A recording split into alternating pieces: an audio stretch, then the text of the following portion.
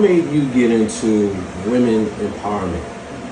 Because I know when you started Sister to Sister Connection back in the day, one of your biggest, like I said, your fortes was women empowerment. What aspect about that makes you just want to go ahead and make sure that women are knowledgeable and, you know, have the support that they readily need all the time? What made you do that? That's a good question. I would say, so one, I grew up in a house with all guys. So I don't have any sisters. Okay. How many brothers? I have 3 brothers, lost 1 brother tragically in '08.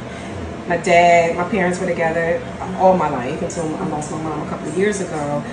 Bunch of guy cousins, hung with guys a lot, but I also always had great women in my life too. Like my mom was my best role model, and I had so many other dynamic women in my life.